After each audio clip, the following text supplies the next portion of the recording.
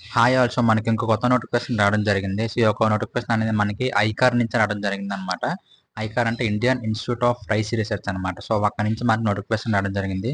So, యొక్క notification details అన్నీ కూడా మనం ఈ వీడియోలో డిస్కస్ చేద్దాం. ఈ వీడియో ఎండ్ వరకు చూడండి. వీడియో ఎక్కడ కూడా స్కిప్ చేయొద్దు. అలాగే మన వీడియోని కూడా ఖచ్చితంగా లైక్ చేయండి.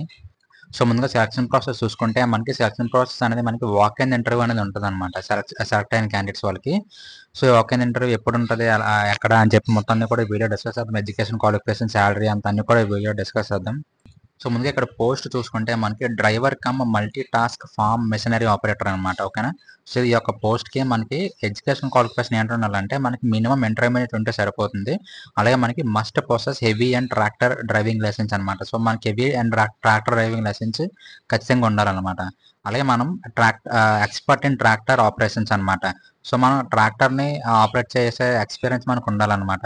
అలాగే ప్లేస్ ఆఫ్ పోస్టింగ్ చూసుకుంటే మనకి నల్గొండ అండ్ ఖమ్మం అనమాట. సో, ఈ యొక్క 2 ప్లేసెస్‌లో మనకి పోస్టింగ్ ఇవ్వడం జరుగుతది.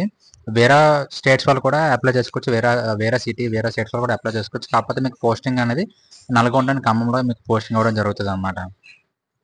సో, ఇక్కడ మన డ్యూటీస్ చూసుకుంటే maintain record of the KM and diesel, communicate with farmers, 20 days in a month travelling, training, transport and safely returning, sending report week wise about tours. So, ఇది మీరు ఒకవేళ క్వాలిఫై అయితే చేయాల్సిన వర్క్ అనమాట.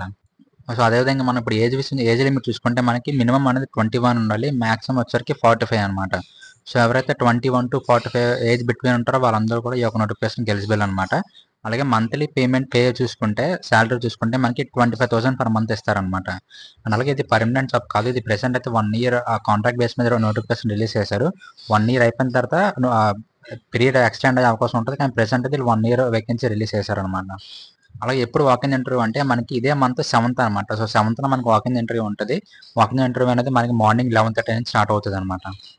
So, ఇక్కడ చూసుకుంటే మనకి ఇనిషియల్‌గా 1 ఇయర్‌కి ఒక నోటిఫికేషన్ రిలీజ్ చేశారు. కానీ రిక్వైర్మెంట్ ఉంటే ఖచ్చితంగా 1 ఇయర్ ఎక్స్టెండ్ చేస్తారంట. 1 year it may be extendable. ఓకేనా. సో, 1 ఇయర్ తర్వాత ఎక్స్టెండ్ చేస్తారు. కాకపోతే ప్రెజెంట్ అయితే 1 ఇయర్‌కే వీళ్ళు రిక్రూట్ చేసుకుంటున్నారనమాట.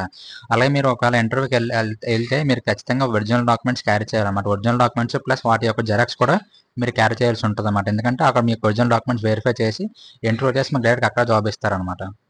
సో, మీకు మళ్ళీ రిటర్న్ టెస్ట్, మళ్ళీ అప్లికేషన్ ఫీజ్ అనేది ఏముండదు. సో, అప్లికేషన్ ఫీజ్ కూడా ఏముండదన్నమాట. కంప్లీట్‌గా జీరో అప్లికేషన్ ఫీజు. మీకు రిటర్న్ టెస్ట్ కూడా ఏముండదన్నమాట. సో, మీకు డైరెక్ట్‌గా వాకిన్ ఇంటర్వ్యూ చేసి మీకు జాబ్ ఇవ్వడం జరుగుతదన్నమాట. సో, ఇంట్రెస్ట్ ఉన్న ప్రతి ఒక్కరు కూడా ఈ యొక్క వాకిన్ ఇంటర్వ్యూకి అటెండ్ అవ్వడానికి ట్రై చేయండి. అండ్ ఈ యొక్క నోటిఫికేషన్ గురించి ఇంతే సోది లేకుండా మొత్తం నేను నోటిఫికేషన్ డీటెయిల్స్ అన్నీ కూడా ఎక్స్‌ప్లెయిన్ చేశాను. అండ్ మీకు ఇంకా ఏమైనా డౌట్స్ ఉంటే కింద కామెంట్ సెక్షన్‌లో కామెంట్ చేయండి. అండ్ నెక్స్ట్ వీడియో కోసం మన ఛానెల్‌ని ఫాలో అవుతున్నాను. Thank you so much.